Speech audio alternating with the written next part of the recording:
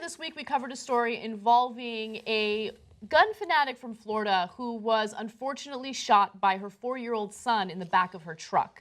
Now, she miraculously survived. She's currently in stable condition. However, the media caught up with her mother to kind of get a sense of how she's doing and what the family feels about the whole situation. And it turns out that Jamie Gilt, the woman who was shot, does not plan on changing anything about her behavior, even after this terrible event. Now, Gilt, 31, is in a stable condition and faces criminal charges after her son found a fully loaded .45 caliber handgun next to his child booster seat and pulled the trigger. Where did this happen? This happened in Florida. No way! Weird, right? In Florida. Not only in Florida, but it seems that they were like in the sticks outside of Gainesville, which is even more backwoods area. More Florida. Yeah, Yes. I This mean, is a town called Palaca. Trump territory, Florida. Yeah, I don't know Palaca. Yeah. well, the mother did describe the area they live in as the country and basically said, look, we all have guns, we all use guns, we all love guns. We're not going to change our culture and who we are as a result of this tragic event. Now, family members said Jamie Gilt will still be pro-gun despite being almost killed in an accidental shooting in her truck. Jane Bramble, who's her mother, said, this was an accident and nothing more. All the gun control people are jumping on this, but it will not change her opinion about owning guns. She's very pro-gun and will not change her opinion about owning them. She will keep her guns, and I'm happy that she will. So I just want to make a quick comment about this. Look, no one is saying, like, let's ban guns. All these people living in the country or all these people living in Florida should not have any access to guns. Law-abiding citizens who are responsible should have the right to access guns, right? But if you are so irresponsible that you place a loaded weapon so close to your 4-year-old son that he has the ability to grab it and shoot it, well, then you're not responsible enough to own something that will kill people, that was purposely made with the intention of killing. That's what guns are for. You know what? I'm with her, though, and I'm also for kids drinking and doing drugs. I'm for not wearing seatbelts. So everything that's wrong and bullshit, I'm for it. That's what she sounds like, right? They should let the kid drive. Yeah, why not let kids drive? Why not let 4-year-olds vote? Why not? Then you could sit in the passenger seat, shoot out the window. Yeah, because I'm pro-freedom. Here's the thing. I grew up in the South, and I get it. I'm also an NRA member, but yes, I am a Democrat.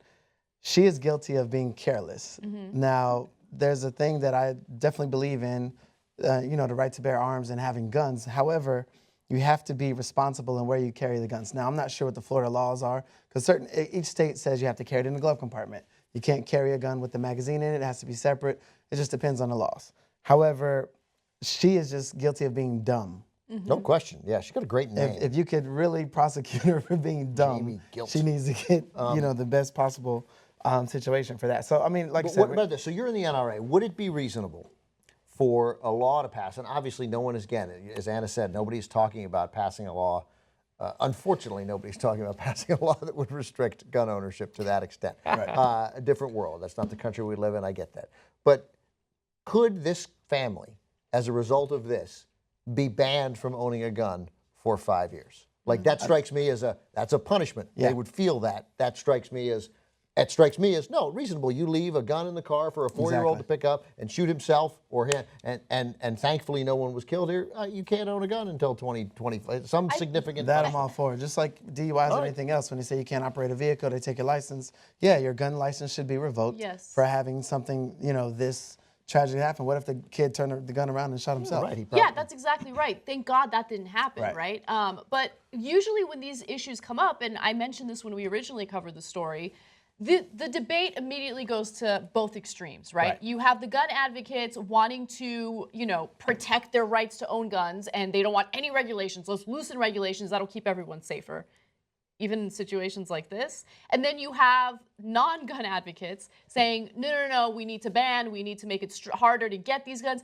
Why don't we, at least for the time being, since no one can agree and we can't actually get anything passed or done about situations like this, focus on gun safety, right? Just common sense gun legislation that would, make sure that what Ben just mentioned happens. If you show that you're irresponsible, if you give your 4-year-old access to guns, something that she was actually bragging about on Facebook or social media right before this happened, a day before this happened, well, then you do not deserve to access these guns. And we may be getting hammered from NRA members, not you, Kenny, but others, because maybe those laws exist. Maybe in Florida they can't strip their. They don't. I don't right? think so. I don't think so. Because we would have heard about it by now.